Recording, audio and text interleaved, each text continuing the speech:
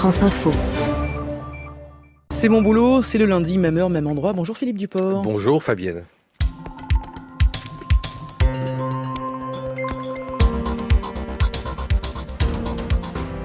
Philippe, on sait bien ce que c'est maintenant, on n'a plus besoin d'expliquer le burn-out, ce surmenage qui fait craquer brutalement physiquement et psychologiquement. Il va falloir nous habituer aussi au bore-out. 2 livres paraissent à quelques jours d'intervalle pour décrire les ravages de ce syndrome de l'ennui au travail, en gros, qui concernerait quand même, et c'est un gros chiffre, 30% des salariés français.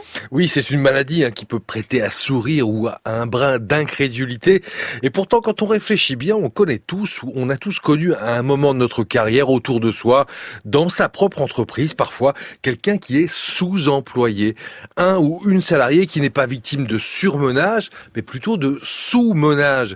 Le bore-out syndrome, qui vient de to be bored en anglais, s'ennuyer, est désormais pris très au sérieux. Sur ces 2 livres qui paraissent ces jours-ci pour le décrire, l'un est signé par un médecin, c'est le bore-out aux éditions Josette Lyon, et l'autre, le bore-out syndrome chez Albin Michel. Il est l'œuvre d'un professeur d'économie, Christian Bourrion, qui est un peu le découvreur du phénomène en France. Alors Philippe, j'entends d'ici les gens dire attendez, payer à ne rien faire, évidemment j'achète, évidemment c'est pas vrai et c'est même tout le contraire. Hein. Mais oui, c'est tout le contraire, parce que être payé à ne rien faire, pour la plupart des gens, c'est quand même immoral. C'est la honte.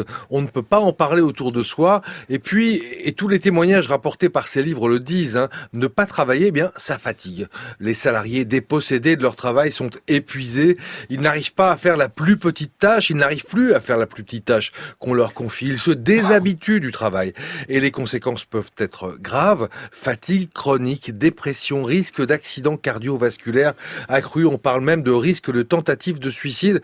Et puis l'autre conséquence, c'est qu'au bout d'un certain temps de cette situation, eh bien, ces chômeurs avec un boulot deviennent inemployables. Alors, est-ce que la France est particulièrement touchée ou pas ? Alors, d'après Christian Bourrion, ce professeur d'économie qui travaille depuis 4 ans sur le phénomène, 30% des salariés français seraient concernés de près ou de loin par le syndrome de l'ennui au travail. Et ce chiffre, qui paraît en effet très élevé, serait d'après lui conforme à ce qu'on trouverait en Allemagne ou aux États-Unis. Alors, où les trouve-t-on, ces salariés qui s'ennuient ?